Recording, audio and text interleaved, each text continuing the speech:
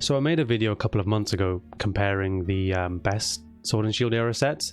The consensus from that video and from a lot of people's thoughts, comments, and the general sentiment was that, you know, Evolving Skies is the best set, and in my personal opinion I put Brilliant Star second, but that was kind of up for debate certainly.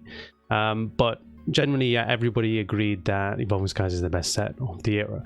One thing I did mention in that video, however, was that Pokemon or the Pokemon Company do like to save the best set of the era till the last set, or, you know, they effectively want the best set to be the final set that they release, whether it's the kind of the main set or the kind of final special set that they've been doing. So I mean, the last few eras have shown exactly that. So for example, we had a Cosmic Eclipse in Sun and Moon, and that obviously then introduced the character rare, the kind of training gallery before the training gallery. We in XY Evolutions was probably the best set. That's debatable still, but certainly up there as one of the most popular sets.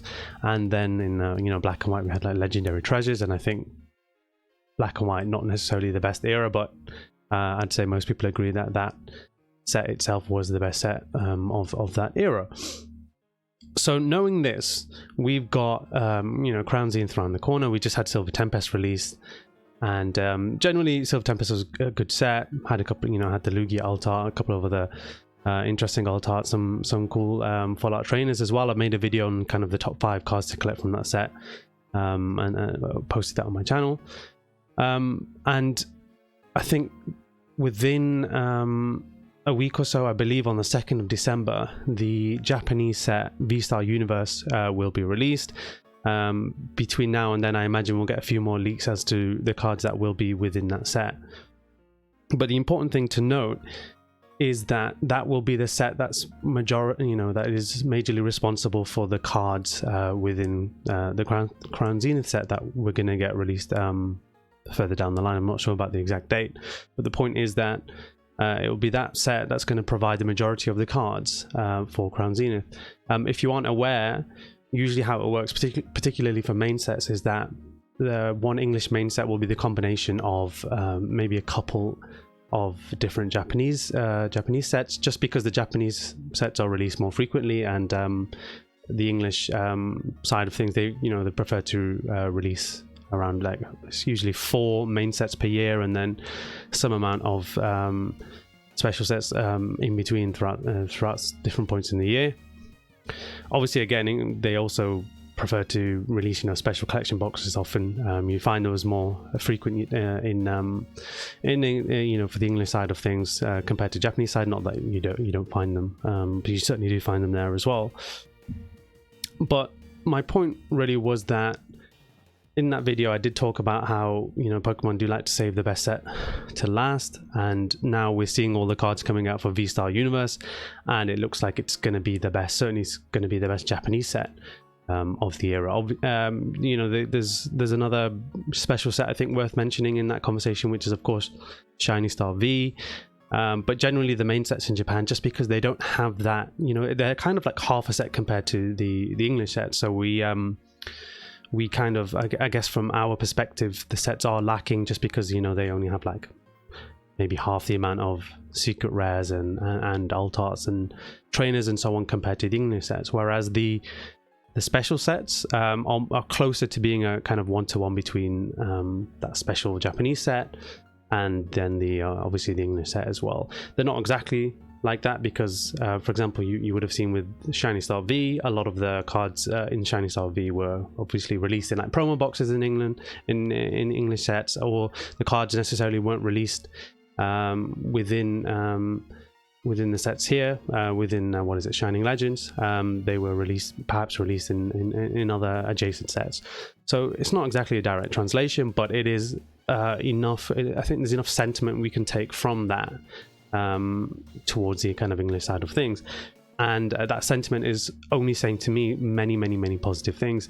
If you already look now, obviously, as I said, the sets VSTAR Universe is going to be released on the 2nd of December in Japan, and already sets not even out. The booster box is around about $100, which I don't think is necessarily too expensive. I'd be hesitant to dive in at that price myself personally, just because I'd like to see how they deal with the reprints. If again, difference between the Japanese side of the company and the English side of the company, as of recently in particular, some specific sets, at least the English side of the Pokemon company, they seem to kind of, I wouldn't say overprint, but print a ridiculous number of cards, more than I guess the demand's there. So for example, there are quite a few sets of this era that if you just look at the prices, whether they be the ETBs or the booster boxes, the prices have bottomed out and they've stayed that price for a while, whereas in Japan they do print more to demand. So what we saw last year was that with Shiny Star V there was a lot of demand initially, and then obviously the company Pokemon saw that, and so they reprinted a lot of those, or a lot more Shiny Star V, and then that kind of pushed the prices down, and then they stayed stable for quite a while. That price has been trickling up as of recent times. However, I think they did a good job pretty much of pushing that price down. I recall that once that reprint came out a couple of weeks later, I'm pretty sure you could pick up a box for about $70, and they were 100 plus before then, and they're getting back up towards that price as I mentioned, but we're talking a year later as well, of course. So it'll be interesting to see what they do on the Japanese side, because they'll obviously have learned something from Shiny Star V, and I imagine the demand is going to be similar, but similar, but I think certainly greater with VSTAR Universe, just because if you look at some of the cards that are going to be included in the set, they are insane. As I mentioned, the English side don't particularly print to demand, and that's why we have sets like Astral Radiance and Chilling Reign and Battle Styles that obviously aren't as popular, and that's why I don't know about the exact numbers, but that's why we're stuck with a lot of product for those particular sets. I'm expecting good things, I guess, just because we've all seen over the last couple of weeks how much of the Charizard UPC they printed. So that was one thing a lot of people were worried about. I made a video about that too, talking about how insane the prices were, because they were like well over $200, and I was saying it's best to wait till closer to the release date, where after they printed more of the products, and then seeing the prices then and not committing at this point in time. That was obviously a good decision, because you were able to pick up boxes of or UPCs for around about $90, $80, $90 to $100 over the Black Friday, Cyber Monday weekend that's just gone past. So I'm expecting, or I think most people would generally agree that when it comes to Crown Zenith, where I don't think there is going to be a lack of product. I think there's going to be enough. There's going to be a lot of different kind of boxes and stuff, which is always interesting. I prefer to kind of stick to the booster boxes, but it's always nice getting a nice collection box as well.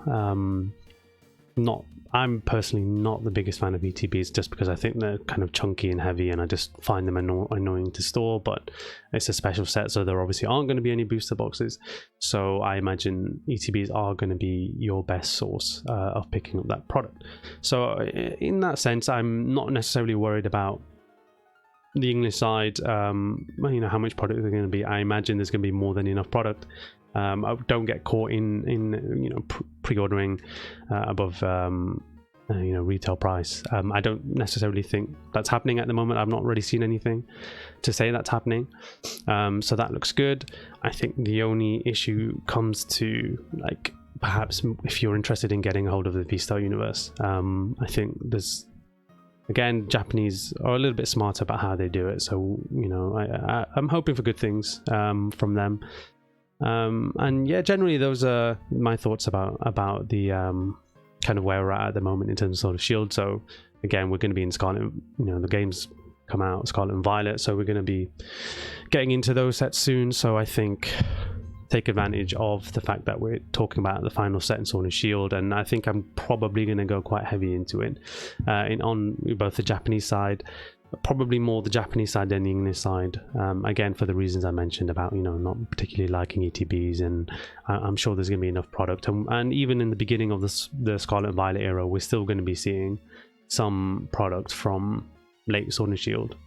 maybe even earlier, because we were still seeing, we were seeing Sun and Moon base in the middle of the Sword and Shield era as well. So who's to say? They've obviously had the printers running crazily over the last couple of years, so maybe there's an excess of lots of products that they're just going to throw in over the next year or two. But just generally, just I think some of the cards that we're seeing, I think just wanted to emphasize how fantastic some of them really are. There's the kind of the three dogs, those alt arts, amazing. There were some releases, some leaks today of the Arceus, the Dialga, the Palkia, and there was a Giratina as well, I believe, of the kind of gold alt arts, which I think are, again, just amazing. I just think VSTAR Universe is going to be fantastic, and I'm shocked the boxes are only $100 at the moment, to be honest, considering where the Charizard UPCs were. But I don't know, maybe because we're a little bit closer to the release date that's the case, and I can only see them flying once they're gone, because again, Japan kind of print to demand, and once that demand has been kind of fulfilled for the beginning, that's it. They don't often keep reprinting products, so you miss your chance to get them at that price, that's it. Then you kind of left in the dark there.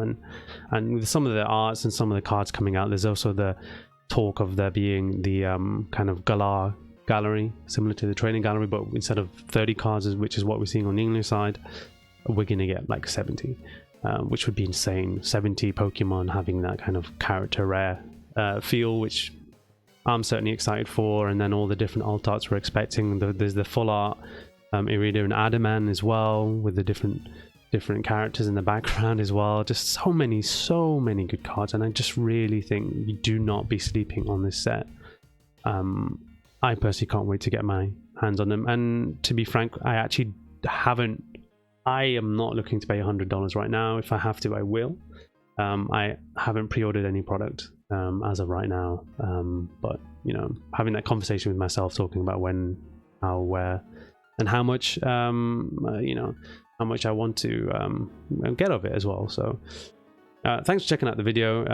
Let me know your thoughts if in the comments below. Just be interesting to see some additional points, and let me know where I'm wrong, where you think otherwise. I'd be happy to have the conversation down in the comment section. And if you enjoyed the video as well, please leave a like, please subscribe too, and look out for more content from me.